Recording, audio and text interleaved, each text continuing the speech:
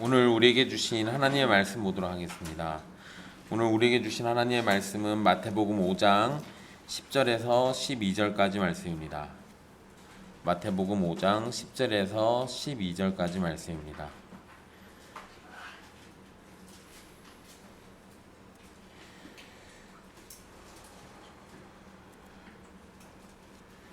귀하신 하나님의 말씀 받들어서 읽도록 하겠습니다. 의를 위하여 박해를 받은 자는 복이 있나니 천국이 그들의 것임이라. 나로 말미암아 너희를 욕하고 박해하고 거짓으로 너희를 거슬러 모든 악한 말을 할 때에는 너희에게 복이 있나니 기뻐하고 즐거워하라. 하늘에서 너희 상이 큼이라. 너희 전에 있던 선지자들도 이같이 박해하였느니라. 아멘. 이 말씀은 살아계신 하나님의 말씀입니다. 오늘은 팔복의 마지막 8번째 복을 살핍니다. 우리 지금까지 살펴본 팔복의 내용은 결코 우리 시대나 또는 2000년 전이나 보통의 사람들이 인정할 수 없는 내용들입니다. 도저히 복을 받았다고 생각되기 힘든 내용인데 복의 근원이신 예수님은 이 내용들을 복이라고 말씀하고 계십니다. 분명 세상의 기준으로는 복이 아니지만 복의 근원이신 하나님의 말씀은 예수님께서 선포하신 내용이 복이라고 가르쳐주고 있습니다.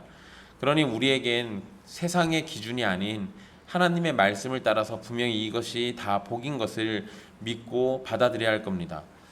앞에 7가지 복도 세상의 기준에서는 받아들이기 어려운 말씀이었는데 8번째 복인 오늘 말씀은 가장 이해하기도 어렵고 받아들이기도 어려운 말씀입니다.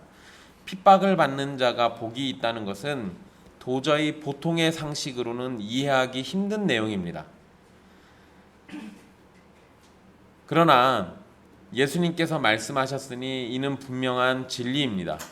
왜 핍박을 받는 자가 복이 있다는 것인지 이에 대해서 자세히 살펴보도록 하겠습니다. 팔복의 내용들은 사실상 참된 신자에게 나타나는 모습입니다. 그러니까 참된 신자가 아닌 이상 이 팔복의 내용들이 도무지 이해가 안 될 겁니다. 또는 성령의 은혜가 없다면 팔복의 내용이 받아들여지지 않는 것이 정상입니다.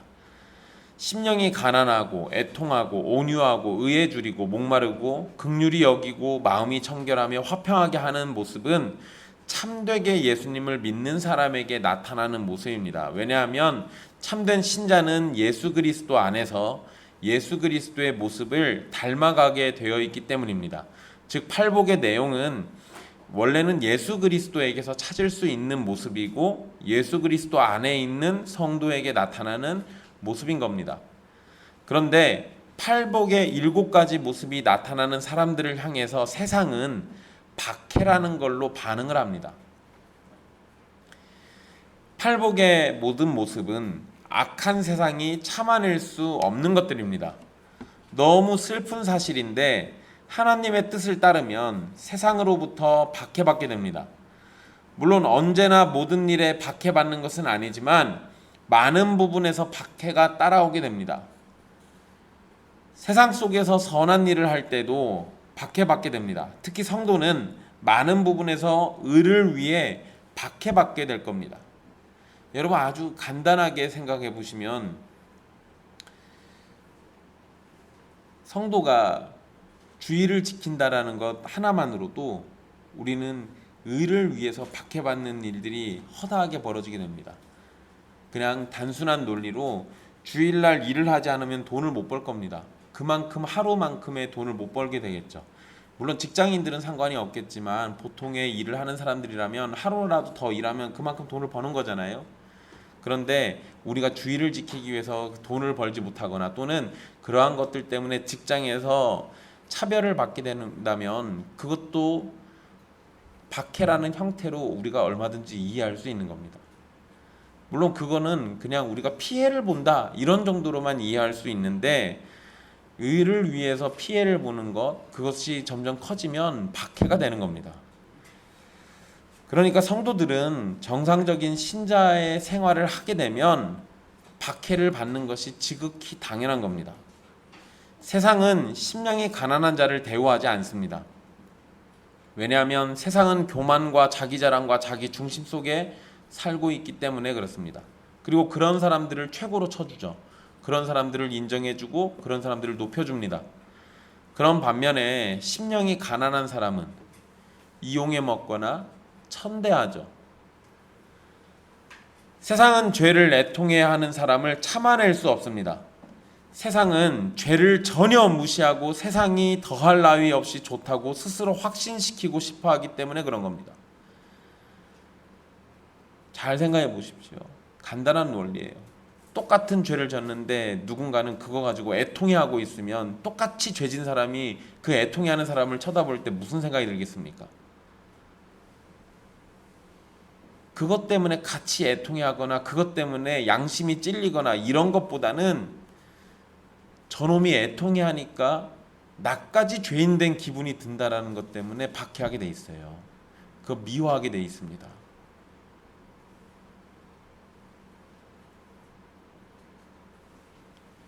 그러니까 세상은 죄를 애통해하는 사람을 참아낼 수가 없어요. 세상은 온유함을 참아낼 수 없습니다. 왜? 세상은 교만을 받아들이기 때문에 그래요. 세상은 하나님이 주시는 의에 줄이고 목마른 사람들을 참아내지 못합니다. 불의가 판치는 세상이기 때문에 더욱 그러죠. 세상은 하나님의 심판이 없다고 말하는 것을 좋아하기 때문이기도 합니다. 세상은 긍휼에 대해서, 청결함에 대해서, 화평하게 하는 것에 대해서 거의 모릅니다. 이러한 성품들은 세상의 가르침과는 정반대됩니다. 우리가 지금까지 다뤘던 7가지 복의 모습들이 여러분에게 나타난다면 불가피하게 박해받게 될 겁니다. 이건 피할 수가 없는 거예요. 그리고 피할 필요도 없는 겁니다. 특별히 구원받은 그리스도인이 고난을 받게 될 것이라는 사실에 대해서 사도 바울은 계속해서 강조하고 있습니다. 디모데후서 3장 12절을 보면 무릇 그리스도 예수 안에서 경건하게 살고자 하는 자는 박해를 받으리라 라고 말씀합니다. 예수님 안에서 경건하게 살려고 하면 박해받는다라고 분명히 얘기했습니다. 갈라디아서 4장 29절에서도 육체를 따라 난 자가 성령을 따라 난 자를 박해한 것 같이 이제도 그러하도다라고 말씀합니다. 그러니까 성령의 사람들, 택함받은 주의 백성들은 박해받는 것이 지극히 정상이에요.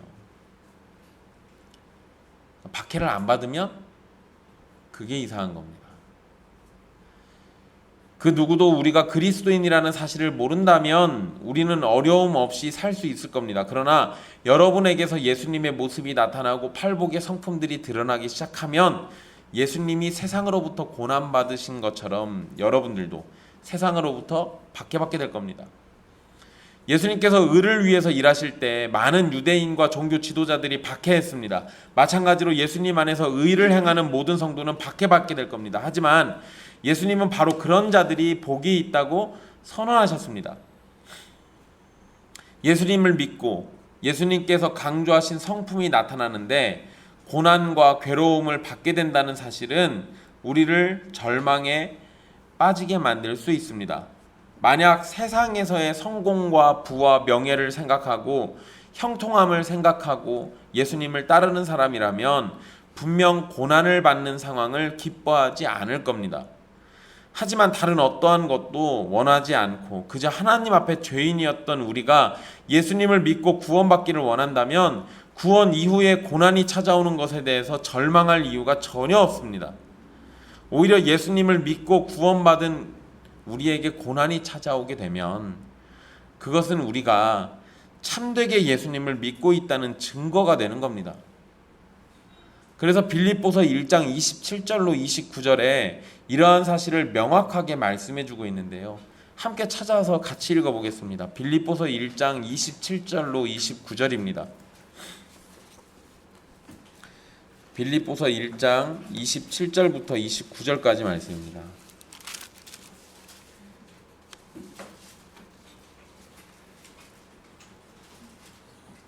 제가 가진 성경으로 신약 성경 319페이지예요. 빌립보서 1장 27절부터 29절까지예요.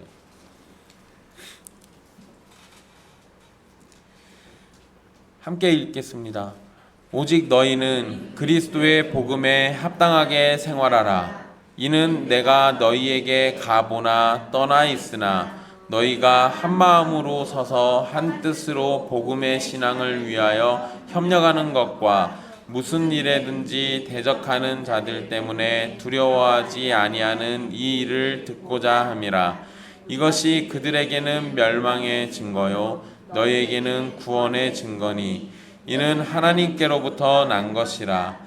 그리스도를 위하여 너희에게 은혜를 주신 것은 다만 그를 믿을 뿐 아니라 또한 그를 위하여 고난도 받게 하려 하심이라. 아멘. 바울은 그리스도의 복음에 합당하게 살라고 명령합니다. 그리스도의 복음에 합당하게 사는 것이 대적들에게는 멸망의 증거가 되고 성도에게는 구원의 증거가 된다고 말합니다.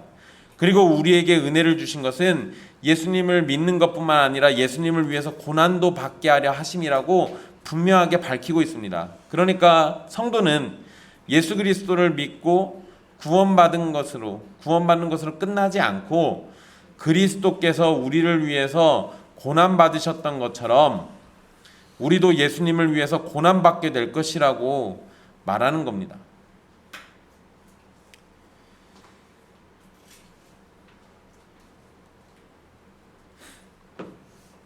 의를 위해서 박해를 받는 자가 받을 복은 천국을 소유하는 겁니다.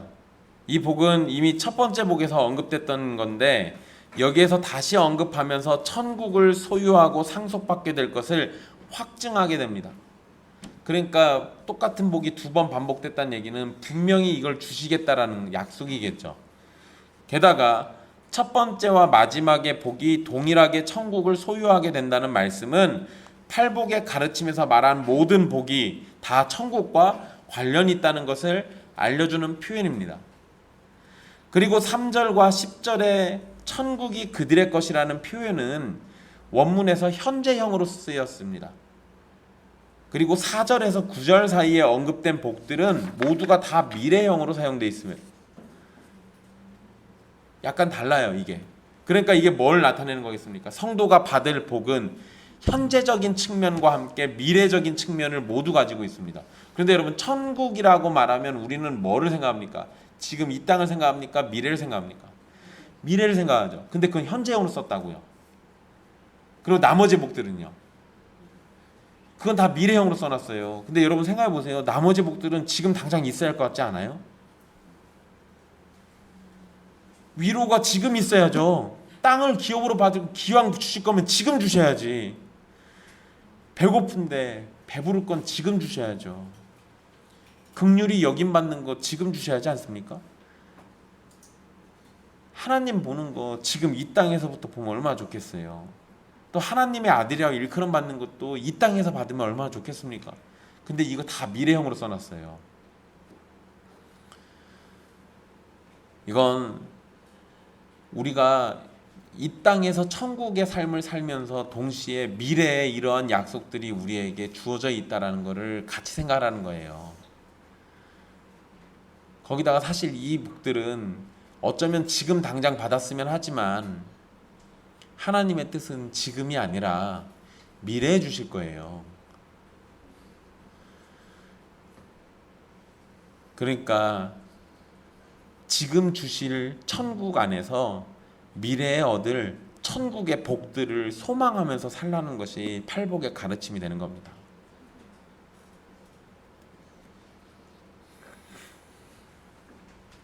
(11절에서도) 복이 있나니 라는 말씀을 하시면서 복을 언급합니다. 물론 우리 성경에는 복이 있나니가 그 제일 뒤에 있죠. 그런데 원문에는 복이 있나니가 또 제일 앞에 있어요.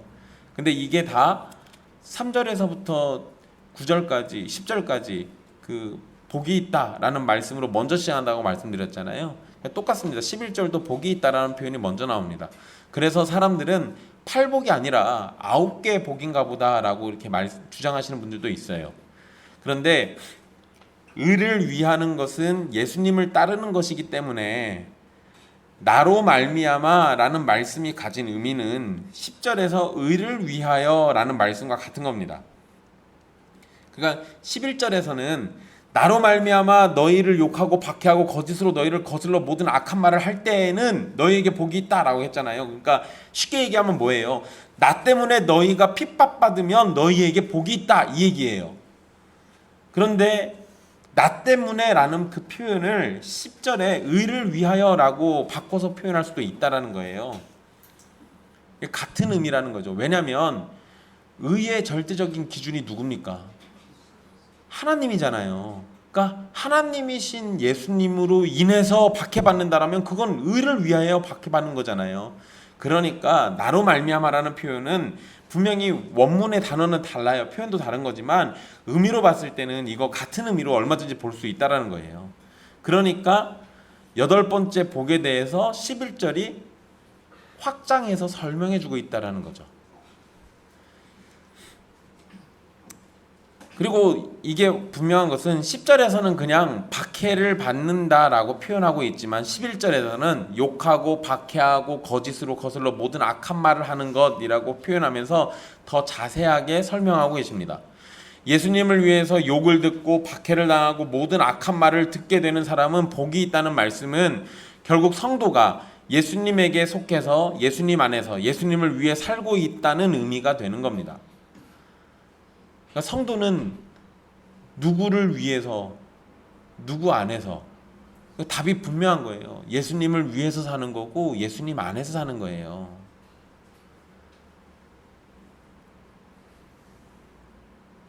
그럼 이런 기준에서 생각한다면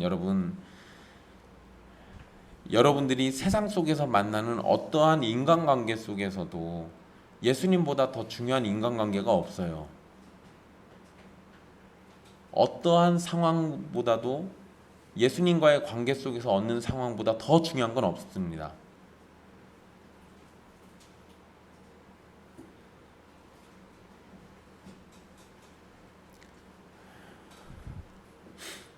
이런 기준으로 생각한다면 예수님을 위해서 사는 것이 지극히 당연한 거니까 여러분들은 매일의 삶을 예수님을 위해서 살아가야 마땅한 거예요. 그런데 그렇게 되면 우리에게 여러 가지 제약들이 많고 어려움들도 굉장히 많을 겁니다. 그래서 주님이 우리에게 정말 너그럽게도 다른 날들보다 특별히 집중해가지고 주일이란 날 또는 성경에서 말하는 안식일이라는 한 날을 특별히 정하셔가지고 그 날 특별히 주님을 위해서 살라고 그렇게 하시잖아요. 이런 걸 생각해 보면 적어도 다른 날보다 우리에게는 주일이 훨씬 더 중요하고 소중하고 값지게 보내고 주님을 위해서 보내야 맞아요.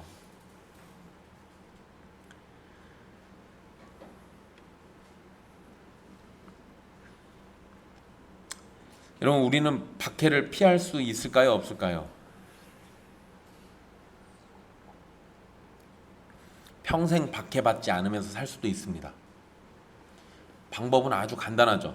세상의 기준을 인정하면 됩니다. 세상이 원하는 대로 순응하면 되고요. 세상의 도덕과 윤리를 받아들이면 됩니다. 세상의 농담에 함께 웃고 세상의 오락을 함께 즐기고 세상이 하나님을 조롱할 때 함께 미소 짓고 세상이 하나님의 이름을 망령되이 불러도 내버려 두고 세상이 하나님보다 자신들을 더 즐거워하고 자신들과 함께 하자고 할 때 그들과 함께 하고 그러면 박해 안 받아요. 박해받는 게 싫으시면 불신자처럼 사십시오. 그냥 예수님을 믿지 마세요. 그러면 박해 안 받습니다. 대신에 영원한 형벌 받을 거예요. 사람들을 향해서 죄인이라고 말하지도 마십시오. 사람들을 향해서 그것이 사망에 이르고 저주를 받게 될 거라고도 말하지 말아야 합니다. 무엇을 하든지 지옥을 말하지 않으면 돼요. 그러면 절대로 박해받지 않습니다. 그런데 누가복음 6장 26절에 예수님이 이렇게 말씀하셨어요. 모든 사람이 너희를 칭찬하면 화가 있도다. 그들의 조상들이 거짓 선지자들에게 이와 같이 하였느니라. 모든 사람에게 칭찬 듣고 인기가 있다면 그러면 여러분이 자신의 신앙을 감췄거나 전혀 그리스도인이 아니거나 둘 중에 하나겠죠. 초대교회 성도들은 예수님을 믿는다는 이유 때문에 극심한 핍박을 받았습니다. 어떤 이들은 사자에게 던져졌고요. 어떤 이들은 화형을 당했습니다. 네로 황제는 그리스도인의 몸에 기름을 바르고 불을 붙였습니다. 동물 가죽을 씌워놓고 사냥개가 갈기갈기 찢게 하기도 했어요. 펄펄 끓는 납을 부어가지고 죽이기도 했고요. 두 눈이 뽑히게 만들기도 했습니다. 이 모든 것은 다 예수님을 믿었다라는 이유 때문에 벌어진 핍박이었습니다. 초대교회 당시에 로마 황제를 시저라고 불렀어요. 그래서 1년에 한 번씩 의무적으로 시저에게 향을 피우면서 시저는 나의 주님이시다라는 말을 하도록 만들었습니다. 이렇게 향을 피워서 한 번만 시저는 나의 주님이다라고 말하면 리벨루스라는 증명서를 받게 됩니다. 그리고 이 증명서가 있는 사람은 어떤 신을 섬기든지 상관이 없어요. 그러니까 1년에 딱 한 번만 시저는 나의 주님이라고 외치면 끝나요. 그런데 딱 한 번만 외치면 1년이 편한 것을 그리스도인들은 거부했습니다. 왜냐하면 시저가 자신들의 주님이 아니었기 때문에 그랬어요. 시저가 왕일지는 몰라도 나의 주인은 아닌 거예요. 그래서 증명서를 받지 못했고 그것 때문에 핍박받았습니다.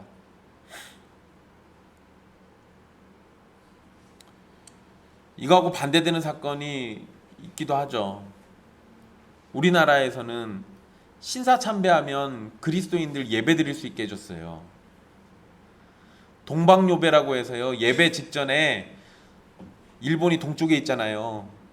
그 신사를 향해서 일본에 있는 신사를 향해서 사당이죠. 사당을 향해서 동쪽을 향해서 허리를 숙여서 절 한번 하면 주일날 예배 드릴 수 있게 해줬습니다. 그리고 또 친절하게 그걸 사진으로 찍어놔가지고 기록으로 남겨놨어요. 그래서요 많은 교회들이요 신사참배하고 동방요배하면서 주일날 예배 드렸습니다. 무슨 짓 한 거예요? 하나님께 예배하기 직전에 우상숭배하고 예배 드렸다고요. 우상숭배를 외쳐놓고 하나님만 섬긴다고 예배했어요. 그게 말이 돼요? 안 죽고 싶어서 그랬습니다. 또 어떤 사람들은 뭐라고 했냐면요, 이렇게라도 해서 예배를 드려야 안식일을 지키는 거라고 했고, 이렇게라도 해서 예배 드려야 복음을 전할 사람들이 살아남는다는 말도 안 되는 소리를 짓거렸어요. 그리고 그때 그렇게 했던 사람들이 해방 이후에 한국 교회의 지도자들이 됩니다. 그리고 그때 그 뿌리가 한국 교회에 여전히 남아 있어서 한국 교회는 끊임없이 신사참배의 피가 흘러요. 박해 안 받고 편하게 예배 한번 드려보려고 우상숭배했던 게 그 당시에는 좋았을지 몰라도 그것 때문에 한국 교회가 발전을 못해요. 한국 교회가 성장을 못한다고요. 근데 여러분, 초대교회는 왜 폭풍같이 성장했습니까? 사람들이 죽어가도요 박해를 피하지 않았어요. 예수님을 위해서 피 흘려 죽었다고요. 그랬더니 교회가 성장했어요. 한국 교회는요, 예수님을 위한 게 아니라 자기들을 위해서 예수님을 팔았더니 목숨은 부지했는데 한국 교회는 썩을 대로 썩었어요. 이건 여러분들이라고 다를 것 같습니까? 아니요. 이건 개인에게도 똑같이 적용할 수 있어요. 여러분들이 여러분들의 신앙을 배도하고 세상과 타협하고 박해를 피하고 세상을 받아들이고 용인하면 여러분들의 신앙은 점차 부패할 겁니다. 이건 매우 심각한 문제예요.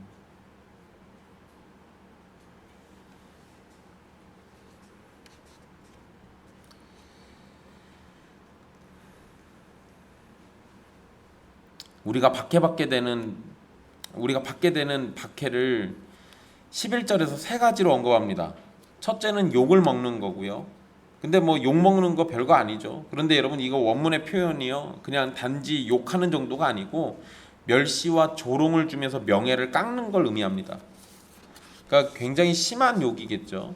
두 번째는 박해하는 것인데 신체적으로 정신적으로 괴롭히고 고통받게 하는 겁니다. 세 번째는 거짓으로 거슬러 악한 말을 하는 건데 하지도 않은 말을 했다고 죄를 씌우는 겁니다. 이 세 가지는 예수님께서 십자가를 지시기 전에 모두 당하셨던 일들입니다. 그러한 박해들은 예수님을 믿기 때문에 우리에게도 일어날 것이라고 말씀하시는 거예요. 그런데 여러분, 왜 사람들이 우리를 핍박하게 되는지 잘 생각해 보십시오. 사실 사람들이 우리를 미워하는 것이 아닙니다. 세상 사람들이 정말 미워하는 것은 우리가 아니라 우리 안에 계시는 예수님을 미워하는 겁니다. 그리고 우리에게 나타나는 거룩한 삶을 미워하는 겁니다. 이것이 죄악된 세상의 특징이에요. 여러분, 마틴 루터가 종교개혁하기 100년 전에 얀 후스라는 체코의 설교자가 하나 있었습니다. 근데 이 설교자가 카톨릭 교회의 타락한 관행을 비판했고 교황이 아닌 예수 그리스도께서 교회의 머리라는 걸 설교했습니다. 성직자들의 부패를 꾸짖고 교회는 성경을 읽고 배우고 가르침을 받아야 한다라고 설교했어요. 여러분, 이게 문제입니까? 잘못된 거예요? 성직자가 부패하면 안 되죠. 꾸짖어야죠. 교회는 당연히 성경을 읽고 배우고 가르침을 받아야죠. 근데 이렇게 설교했다고 후스를 이단이라고 정죄해서 처형했습니다. 사람들이 얀 후스를 싫어한 것보다 후스가 전한 예수 그리스도가 싫었고 하나님의 말씀이 싫었던 거예요. 그래서 후스를 처형한 겁니다. 하나님의 말씀을 통해서 자신들의 죄악이 드러나는 걸 참지 못했던 거예요. 이것이 세상의 태도예요. 이러한 것은 오늘날도 마찬가지입니다. 우리가 예수님을 참되게 믿고 그 말씀을 따라 살면서 의로운 사람이 되면 세상은 그러한 우리를 반드시 미워하고 싫어하게 됩니다. 여러분이 하나님께 은혜를 받고 구원받은 사람이라면 반드시 세상은 여러분을 미워할 겁니다. 그리고 박해할 거예요. 그러나 세상은 우리를 미워하고 괴롭게 하겠지만 우리는 하나님께 복을 받게 될 겁니다. 그러니까 박해받는다라는 말보다 우리가 더 중요하게 여기는 건 뭐예요? 복이 있다라는 예수님의 선언이에요. 박해는 어쩔 수 없다니까요.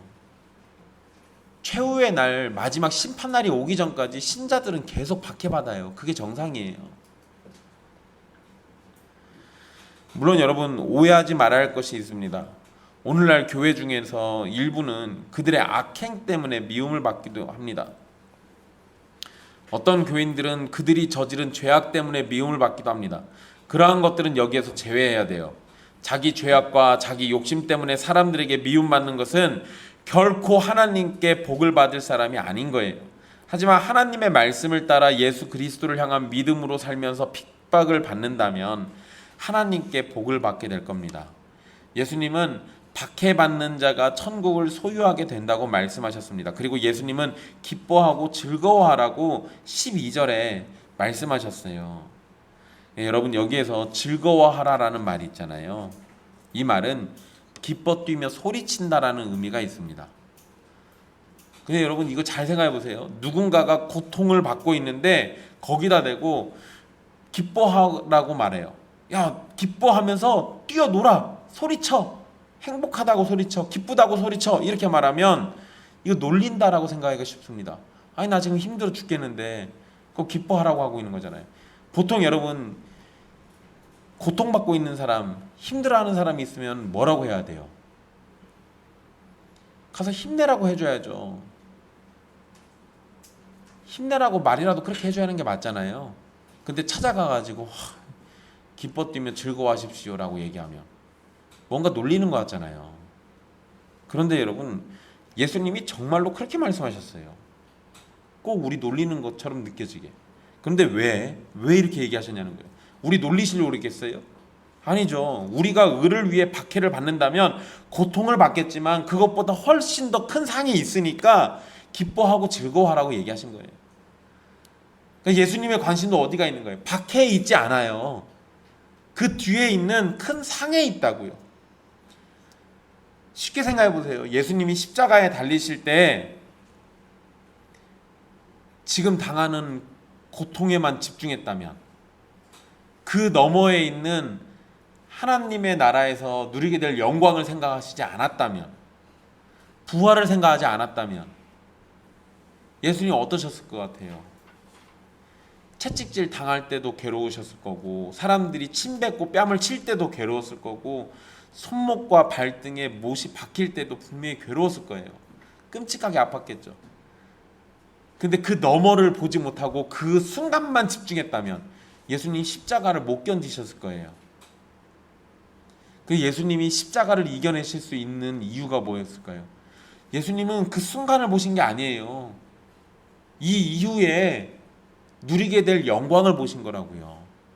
그래서 예수님은 우리에게 똑같이 하시는 거예요. 너희들에게 박해가 있을 거야, 힘들 거야, 괴로울 거야. 그런데 너희들에게 복이 있으니까 기뻐하고 즐거워해. 그 순간이 아니라 그 너머에 있는 복을 보라고.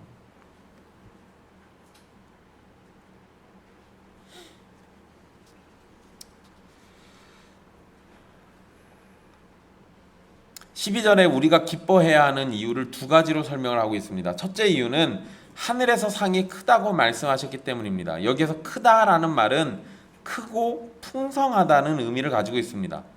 하나님의 나라는 잠깐만 지내는 곳이 아니라 영원히 거하는 곳입니다. 그곳에서 우리가 받게 될 상이 크고 풍성하다라는 거예요. 우리가 보통 상을 받는다라고 생각하면 돈이나 명예나 권력을 생각합니다. 우리가 천국에서 받게 될 상급이 정확하게 뭔지는 알 수는 없어요.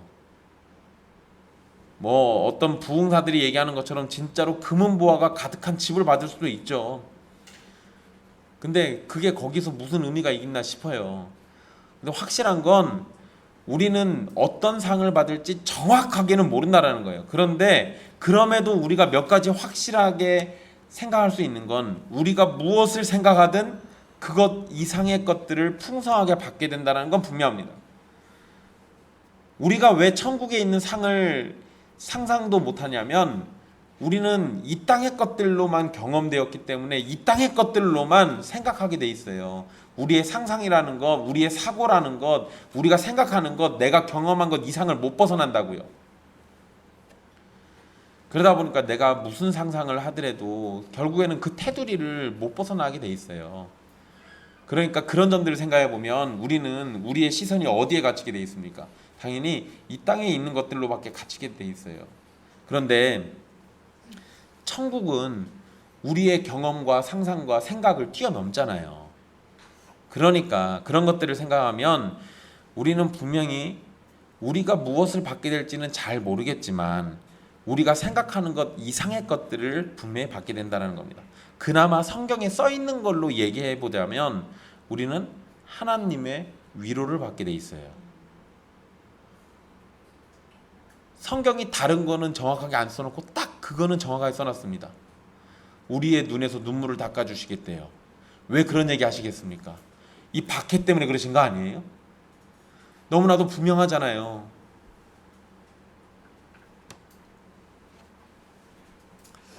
그러니까 이 땅에서 잠시 받는 환난과 핍박은 천국에서 받는 상급의 확실한 보증이기 때문에 우리는 분명히 기뻐할 수 있는 겁니다. 게다가 하늘에서 받는 상은 하늘이 영원한 것처럼 그에 합당한 상일 것이 분명한 겁니다.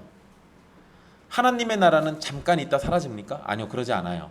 하나님의 나라는 영원 무궁한 나라예요. 그런데 그곳에서 받는 상이라면 당연히 하나님의 나라의 특성에 걸맞게 우리가 받는 상도 영원이라는 특성을 가지게 되는 겁니다.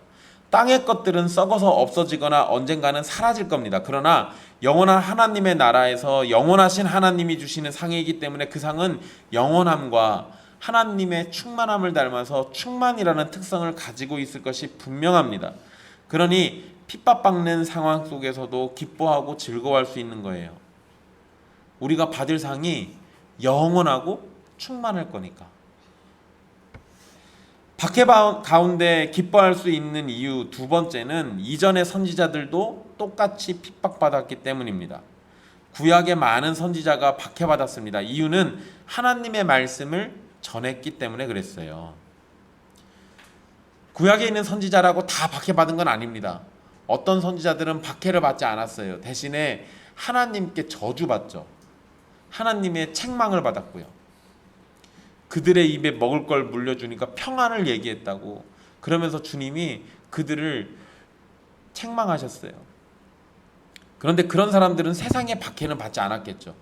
근데 반대로 하나님의 말씀을 그대로 전해서 심판을 얘기하고 회개를 얘기했던 사람들은 박해받았습니다. 하나님의 말씀을 그대로 전했기 때문에 그게 이유예요. 선지자들은 특별히 하나님께 선택받아서 사용된 사람들이죠. 그런데 그렇게 특별한 선지자들과 우리가 같은 처지라고 지금 예수님이 얘기해 주신 겁니다. 많은 사람이 박해받게 되면 자신이 처한 상황 때문에 의심하게 될 겁니다. 과연 하나님이 살아계시긴 한 건가? 과연 하나님이 나를 구원하실 건가? 과연 하나님이 나를 사랑하고 계시는 건가? 이러한 의심과 질문에 예수님은 확실한 답을 주고 계신 거예요. 예수님 당시 구약의 선지자들은 위대한 인물들로 유대인들에게 존경과 사랑을 받았습니다. 하나님의 귀한 도구로 인식되고 또 그렇게 위대한 선지자가 계속 나오기를 유대인들이 바라고 있었어요. 재미난 거죠. 그런데 구약의 선지자들이 활동하던 당시에는 유대인들에게 핍박받았어요. 유대인들에게 박해받았습니다. 그러니까 예수님 당시의 유대인들은 구약 성경에 기록되어 있는 선지자들을 위대하다고 여기고 있지만 그들의 조상들은 바로 그 선지자들을 박해했다고요. 그들이 하나님의 말씀을 전했기 때문에 박해받았고 하나님의 뜻을 전하고 하나님의 뜻대로 살았기 때문에 박해받았던 겁니다. 결국 선지자들은 의를 위해서 박해받았던 거예요. 그들이 당시에 박해받으며 사람들의 미움을 받았지만 훗날 하나님의 도구임을 인정받으면서 선지자로 존중받았던 것처럼 예수님의 제자들은 의를 위해 박해받겠지만 선지자들이 그랬던 것처럼 제자들의 박해가 존중으로 바뀌게 될 겁니다. 그리고 설령 세상이 그렇게 안 바뀌더라도요, 괜찮아요. 박해받던 그 선지자들 지금 다 어디 있겠습니까? 하나님의 품에 있겠죠. 우리도 그들과 동일하다면 우리가 갈 곳도 어디예요? 하나님의 품이겠죠. 그러니까 기뻐하고 즐거워할 수 있는 거예요. 하나님께서 부르셔서 택하여 사용하셨던 선지자들도 우리와 같이 세상 사람들로부터 박해받았다는 사실은 우리가 비록 세상에서 버림받은 존재처럼 괴로움을 당할 수도 있지만 오히려 그러한 박해를 통해서 선지자가 확실한 하나님의 종으로 드러났던 것처럼 우리도 박해를 통해서 하나님의 확실한 자녀임을 드러내는 겁니다. 우리가 의를 위해서 박해받는 것은 우리가 의로운 계보, 의로운 족보에 속했다라는 증거예요. 여기에 팔복의 정점이 있습니다. 지금까지 팔복은 우리의 구원과 구원받은 사람의 삶이 어떠해야 하는지를 가르쳐주고 있다고 말씀드렸는데요. 그렇다면 우리가 예수님을 통해서 구원받은 것을 어떻게 알 수 있냐라고 질문이 생기게 돼 있습니다. 그런데 예수님은 바로 그 답을 제일 마지막에 주신 거예요. 예수님 안에서 갖는 우리의 경건한 모습을 경건하지 않은 세상이 미워하고 핍박한다면 그것으로 우리는 구원을 확신할 수 있습니다. 여러분들이 하나님의 말씀을 따라서 살았더니 누군가가 그걸 핍박한다면 그러면 여러분들은 하나님의 말씀 안에서 구원을 확신할 수 있는 거예요. 사랑하는 형제와 자매 여러분, 천국에 들어가는 것은 부자, 교만한 자, 경박한 자, 흉포한 자, 배부른 자, 교활한 자, 다툼을 좋아하는 자, 세상과 세상 권력자들의 마음에 드는 자가 아니에요. 가난한 자, 애통하는 자, 온유한 자, 줄인 자, 청결한 자, 화평하게 하는 자, 그리고 박해받은 자입니다. 그리고 이런 이들이 하나님의 나라 백성이라는 증거는 세상의 미움을 받는다라는 겁니다. 여러분은 어떠신가를 생각해 보십시오. 여러분은 의를 위해서 박해받는 것을 기뻐하고 계십니까? 예수님을 믿는다는 이유로 사람들에게 미움을 받거나 하나님의 말씀을 따른다는 이유로 사람들에게 공격을 받고 있습니까? 만약에 그러면 기뻐하십시오. 예수님의 말씀처럼 하늘의 상이 여러분에게 약속되어 있습니다. 위대한 선지자들도 하나님을 위해서 그러한 핍박을 기쁨으로 받았고 지금은 천국에서 복되신 하나님과 함께 있습니다. 여러분이 팔복의 말씀을 가슴에 새기고 살아가기를 간절히 바라겠습니다. 그리고 팔복에 나온 8개의 모습과 복을 예수 그리스도 안에서 누리게 되기를 간절히 바라겠습니다. 팔복은 우리에게 예수님의 성품을 보여주고 우리가 어떠해야 하는지를 가르쳐주는 복된 말씀입니다. 주님의 말씀을 따라서 여러분의 성품이 팔복의 성품이 되기를 바라고 결국에는 천국을 소유하는 복을 누리며 하나님과 영원토록 함께 살아가게 되기를 간절히 바라겠습니다. 기도하겠습니다.